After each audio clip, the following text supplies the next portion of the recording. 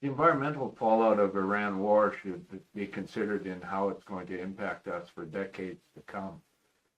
We thought we would highlight that maybe these tankers that are leaking into the straits over in the Middle East could have huge impacts for us, and what are the ramifications. And of course, it's also going to be important to discuss why Trump keeps threatening more bombing and then talk goes out or backs down. So, Cal, did you find anything out on environmental impacts from these bombing of the tankers in the Straits? There's been numerous ones bombed. And how much oil do you figure is leaking into the Straits? I don't think anybody wants to talk about that at the moment. They it should be obvious that when you hit a oil tanker, set it on fire, and it's leaking oil, it's going to cause a problem. The I don't think the Americans care. Yeah, it's out of sight, out of mind, right? And that's like I always said in the Alberta oil field is they contaminate because it's not their backyard. That's why we got to rely on local companies because nobody wants to pollute their own backyard. And using foreign companies, they don't care about the impacts in your backyard. They only care about what happens in their backyard. And when they're taking all the profits, they can deal with their issues in their backyard. They got the money, you don't. So I just found that there just wasn't enough talk about what was happening in these issues of these tankers. Like the Canadian press did an article about yesterday, oil leak spreads from a sanctioned tanker grounded off Oman. And they provide images of this huge oil leak, and it's near a sensitive wildlife area, ocean protected marine area. And those have long impacts. The oil shows 20 square kilometers of coverage. It's a dark spot on satellite off of Oman, and it's a sanctioned Russian tanker. So I have questions like how are these Russian shadow fleet, are they under any obligation to pay or compensate for environmental impacts like this? Or, like normally we can maybe hold Russia to account saying, you have to pay for the cleanup. Who's Corey, paying for give the your head cleanup? give your head a shake. If Right. if somebody has a tanker, Yeah. and it doesn't matter who it is, and somebody else puts a hole in it and causes an environmental catastrophe, why wouldn't it be the responsibility of the person who put a hole in it? Well, when you're told not to go through a strait, you have to take responsibility for going into an area that you were told not to go to. So, who's at fault? The one trying So to run the 800,000 barrels of oil out through a strait that's been told you can't run it through without our permission. It's like saying, well, who's at fault? Some guy breaks into your house and you shoot him. Who's at fault? You for shooting him? Or the guy that broke into your house? So that's the other side of the coin, which is an interesting analogy, but I think it's very no, similar. If you're trying to run the strait and it's it's a somebody horrible else's strait, it's a horrible analogy. well, No, think of it practically speaking. First of all, who decides whether there's a shadow fleet? Who decides whether there's a sanctioned country? Who decides whether there's a restriction on transit? Like who makes those decisions? it's supposed to be United So Nations, but we no, it's know not the it's the United Nations. U.S. And Israel. So Right. so ultimately they're responsible for cleaning it up. Now you can see by the cleanup job Israel's done in Gaza Yeah. that Israel's taken no responsibility to cleaning messes up anywhere that they create. Correct. And you look at the Americans. I mean, they started this war by a sneak attack on the leadership of a country, a foreign country, an Yeah. assassination, and then they said that they had won. Their Right. airplanes had wiped out the entire ability of this country to do war. Well, guess what? Your intelligence was faulty. And Uh, by doing the bidding of the Israelis, you've created a huge problem of which they will take no responsibility whatsoever. yeah, like there was a general stating that the U.S. doesn't have the ability to defend Israel, sending a message to the world that this is going to be catastrophic. And the immediate effect of that release this weekend is Trump said, oh, I guess we're not going to attack Iran now because Iran sent them a list of, um, through the Fars News, they sent a list, if you attack us like you claim with all these war crimes that you're going to commit against civilian targets in Iran, the Iranians will attack Saudi Arabia's Ghawar field, the world's largest onshore oil field. They'll attack Saudi Arabia's processing complex in Abqaiq and Karis, or whatever the name is. They'll attack UAE's Rawal's refinery, the UAE's offshore Zakum field, Qatar's North Field gas reserve, Qatar's Ras Laffan LNG terminal, Kuwait's Bergen field, Bahrain's Sitra refinery, and they even stated that Israel's Leviathan and Tamar gas field. And immediately upon release of that, Trump immediately backed down, saying, "Oh, I guess we'll talk peace." But there's no talking peace with a person that is full of lies, manipulation, and wanting to kill anybody that goes to the negotiation table with them. So I see a big problem. Do you feel that this is going to impact Canada, these dealings with the U.S. Republican terrorist party, that Canada deals with them? Does that have ramifications back to us? Well, directly it does in the sense that the price of oil has skyrocketed, and Right. we're paying more for gas at the pump than we should be because we're third largest, reserves of oil in the world. Why are we paying for the closure of the Strait of Hormuz? It doesn't make any sense. But you look at the Americans in their first surprise attack on Iran. They killed 156 people, 120 Kidding. students. Yeah, and in a school, they haven't apologized for that. They haven't No. taken credit for that. What they've said is that, the same thing the Israelis say when they murder people is, oh yeah, we have it under investigation. Um, Yeah. and if you're an Iranian, how could you ever make a deal with the country that No. assassinated your leadership in a surprise attack and then assassinated the people that were negotiating the peace agreement But in a that's surprise still, attack? but that still is why is Canada dealing with its criminal state.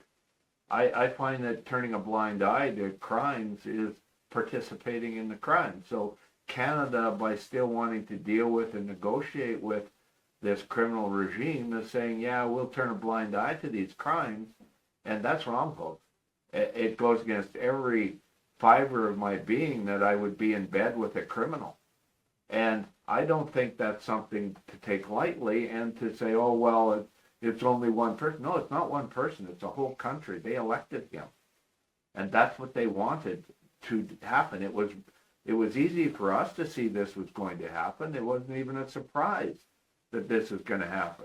He already tried to tear up the agreement with Iran and threaten war with them under his first term. So I see this as a really the oligarchs and the money people influence our politicians to say, you better turn a blind eye or, we may be coming for you. And I really have a problem with that. And I think we need to really consider and look in the mirror what's really going on. Yes, are we being gouged for the price of oil? Well, absolutely we are, and have been for years. We've overproduced, and the price should have been way down, and they've been profiteering at the refining level and charging us for gasoline in exorbitant rates compared to the price of oil per barrel. And if you go back to the 80s, and compared prices of oil per barrel to what the gasoline prices were, and there isn't any really significant taxes on that at the gasoline pump, we're being ripped off. And then I find an article here that might support that is OPEC through DPA International, or story by DPA 2 hours ago. OPEC raises production ceiling but doubts about supply levels remain. So OPEC, which is the group of major producers, said, oh, they can increase oil production for 200,000 barrels for September per day. Well, that tells you right now that they had the taps turned off. And with the taps turned off, they were price influencing for the price of oil, and they were forcing the price of gasoline at the pumps to go up so they could profit take.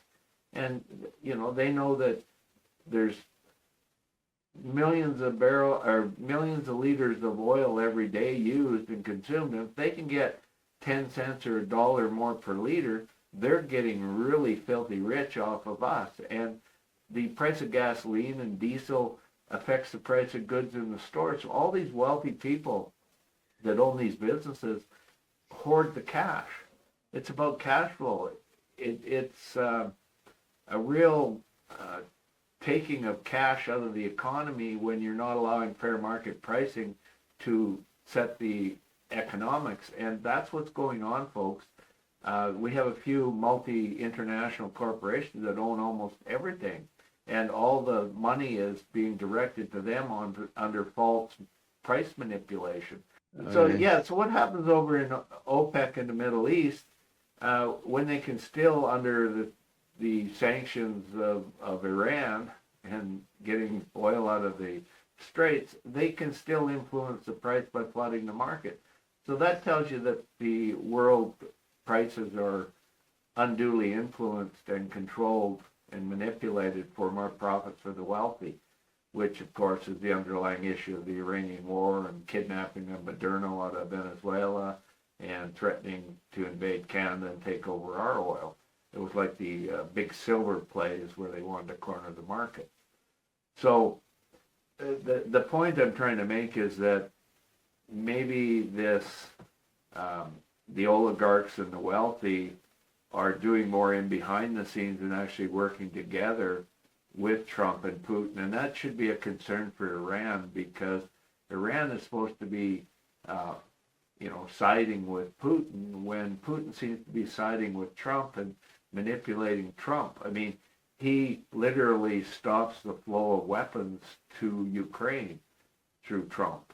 And if Putin can do that to influence the Ukraine war, I think the Iranian government should be very leery of why Putin is allowing Trump to side with the Israelis to tax the oil in Iran. So there's some dubious things going on, and when you're dealing with untrustworthy characters and regimes, you might want to be careful who you're in bed with. You think you could trust Putin if you were around? I would think, if you look at the two stooges, between the two stooges, the Russians are far more trustable than the Americans. The Russians haven't tried a decapitation strike on the Ukrainians. They haven't bombed or shot up or assassinated their politicians. Well, actually, they have tried to decapitate Zelensky. They caught a couple of assassin groups actually in Kiev at the start of the war. So that's false. They have tried to assassinate him, but didn't succeed. Well, I But I they don't know didn't bomb about that. assassinate. I'm sure at any given time they know exactly where he is. So I mean, it's a radically different set of rules that the Russians are running under compared to the Americans, and the Americans and the Israelis are absolutely untrustable.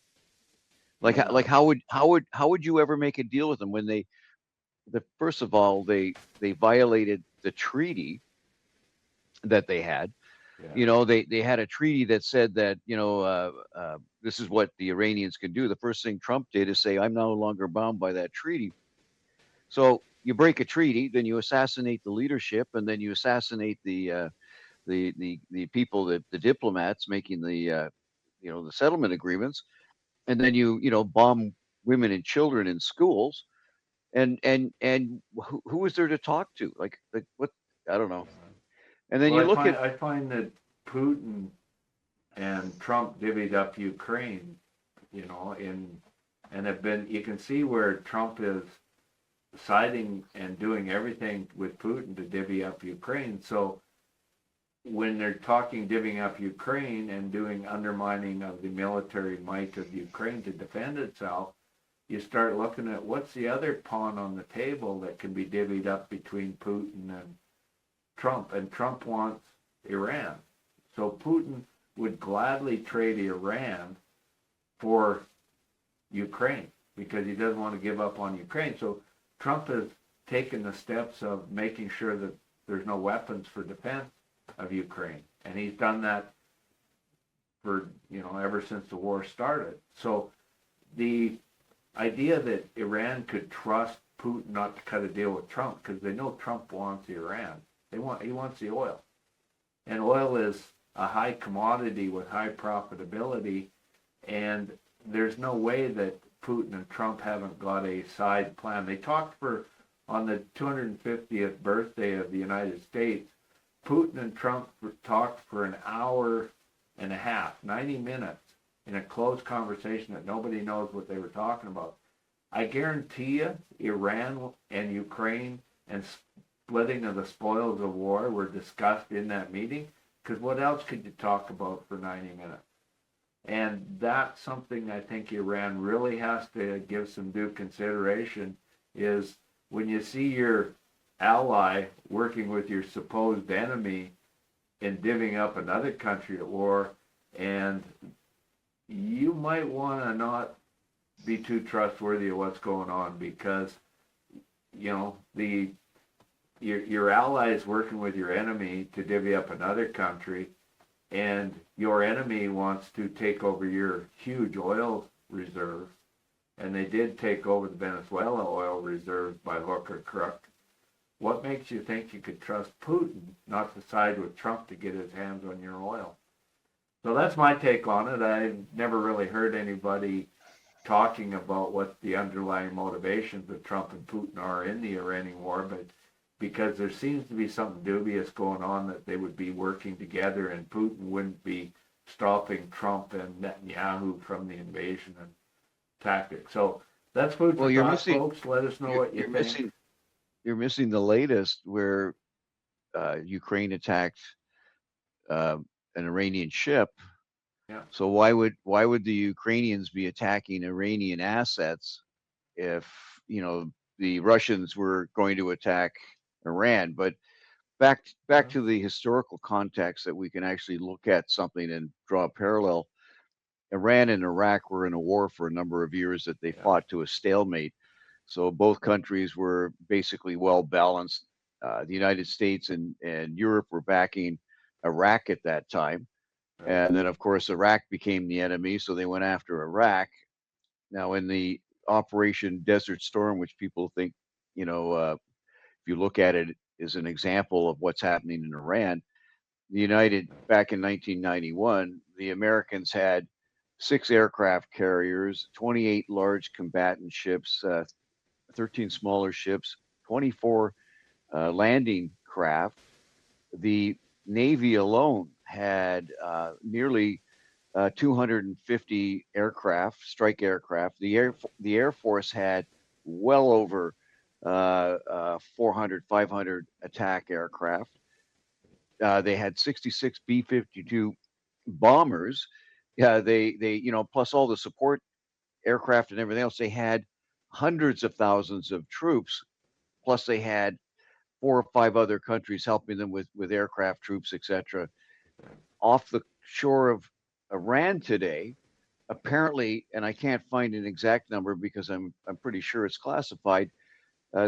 They have about 50,000 troops at the most, of which only 30,000 of those would be combat troops, and of that, they don't have any landing craft. How are they ever going to attack a country the size of Iran? Well, it's not So just the size, it's the logistics. It's all mountainous.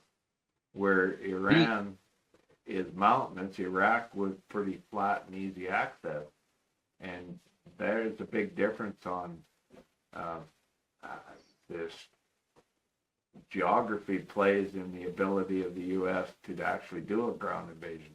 They can't do a ground invasion. So that's why he's doing continual bombing. He's been told you can't really successfully do a land invasion without huge casualties.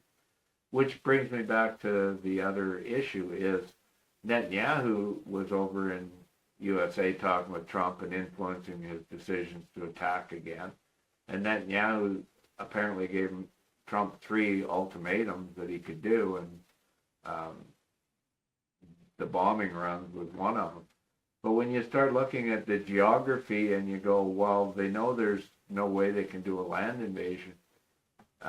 The only means left, or like we stated before, is they either going to bomb a nuclear refinery and cause nuclear fallout in Iran, or Trump, and you can't trust the Republican regime, will find a general willing to use the nuclear arsenal and actually put a nuke into Iran. And the danger of the use of a nuclear weapon in Iran by Netanyahu and Trump is becoming very real because of the cover-up of the Epstein files by the Republican terrorist regime and pedophile supporters and cover-up regime.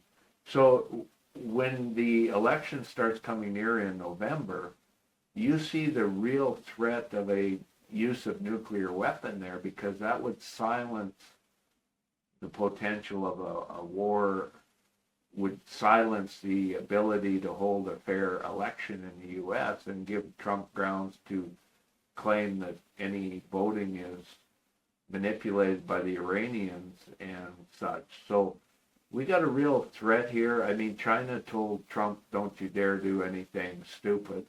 But, you know, stupid is as stupid does.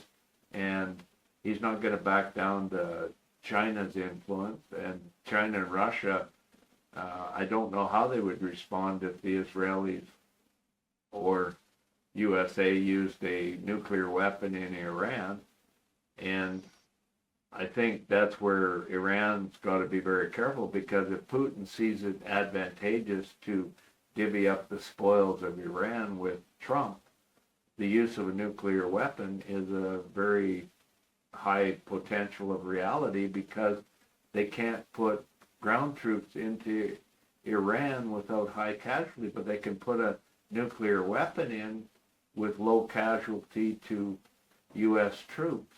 And with these threats going back and forth, and the Iranians have the ability to wipe out all the oil refinery and production for countries that paid Trump, you know, millions, maybe billions of dollars for quid pro deals, then you see the potential that Trump has to protect those countries that have been threatened by Iran. So again, that points to use of nuclear capabilities, whether hitting our nuclear refinery or dropping actual nuclear bombs into Iran to eliminate the threat for the rest of the Middle East countries. So I see it as a high potential for use of nuclear weapons, and that's scary, folks. But it's the Israelis. It's the Israelis that would use the nukes. Yeah, You know, that's who I'd be afraid of. Yeah, they're the ones that are threatening, you know, even the U.S. that if the U.S. Right. doesn't do something, they're going to use nukes. So it's an Israeli issue. But when you look again, let's look at the historical precedent, which is Iraq. So they went into Iraq because Iraq, of course, has lots of oil as well. And the U.S. companies haven't really been welcomed back to Iraq at all, and Iraq remains a volatile place. But the way the Americans control the Iraqi oil is that the oil revenue goes through the management of Iraqi's oil income through the Federal Reserve Bank of New York. Yeah. So the Americans are controlling the oil revenue out of Iraq. Now, could they possibly do that to the Iranians? In other words, control the oil not by having troops on the ground, but making sure that the Iranians get paid through a fund that the Americans control, kind of like And they when take the you know, lickage and stickage off the top, and maybe they don't pay them. I well, mean, when you're talking look at Iraq, Venezuela. yeah, Look at where'd the money Venezuela. go? Disappeared. Where is the money going? Yeah. You know, But Iraq has cut a deal now with Turkey. A day ago, they struck a one-year oil pipeline deal. When Iraq and Iran, after their war, and the U.S. wanted to go out of Iraq, the oil was turned off going through pipelines to Turkey, and they used to supply well over 1 million barrels a day of oil through Turkey to ports. Now they're down to 200,000 barrels a day. This one-year deal sees Iraq being able to ship almost 1 million barrels of oil a day through Turkey ports. So to divert from going to ships in the Straits, Iraq is shipping 1 million barrels of oil up to Turkey, and the pipeline already exists, so they're just basically opening the tap. So that should alleviate some of the pressure on the international oil prices, but you don't hear much of that news because they don't want the price to drop significantly, I guess. You know, at the time of the bombing of Iran, we were producing 5 million barrels of oil a day over current consumption. Now we're consuming about the same amount of oil as what is produced, so it shouldn't even be affecting the price of oil on the international scale. And in North America, we don't get any of that oil here. We're using our own oil, so how come our prices are up? So I see there's a need to investigate the actual stock market manipulation of the price of oil and gasoline products on the market. I think there's some insider dubious actions on the stock market that are need investigation and charges filed. If you're going to have laws regulating the ability of companies to raise capital, you know, preventing people like me from raising capital in lieu of the wealthy to raise capital, I think you need to enforce those laws. Otherwise, maybe the stock market should be shut down and supply and demand curves actually come into play where there's no price fixing. So that's another issue that, you know, I'd like to see investigated, but of course it won't because the wealthy own the privately owned stock market.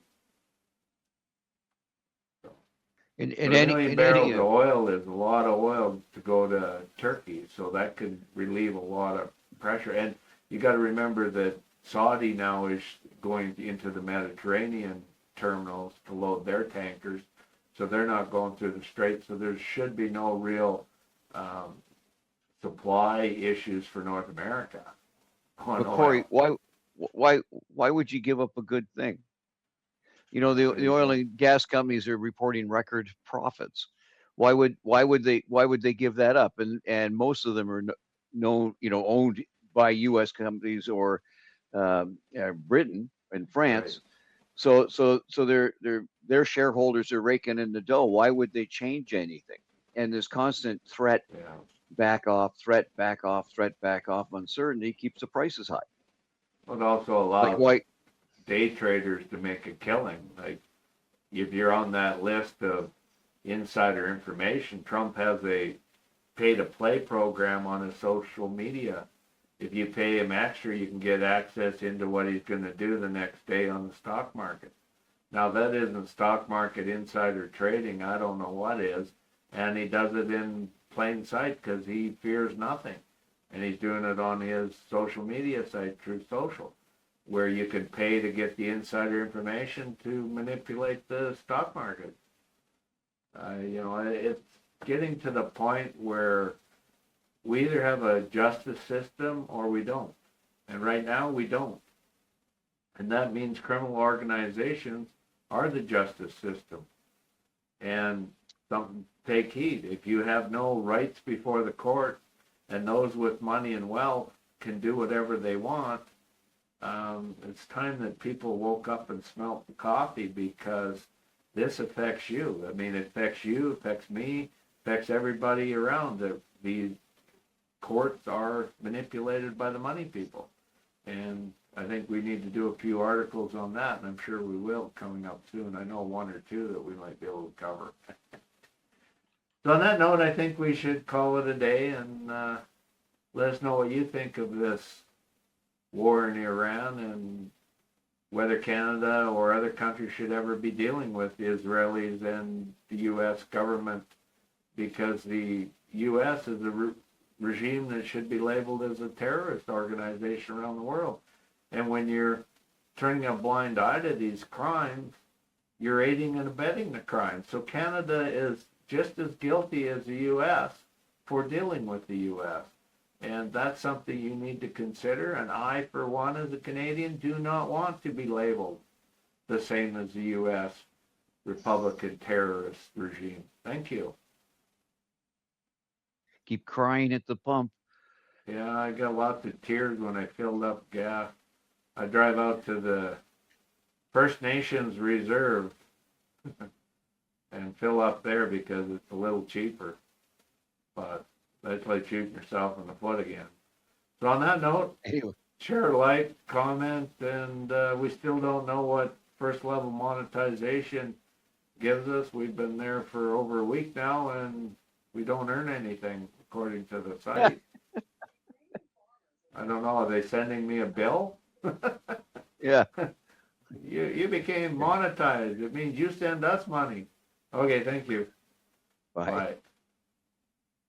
Subscribe to the channel, give us a like, and please share the video. Don't be afraid to share this commercial with your friends too.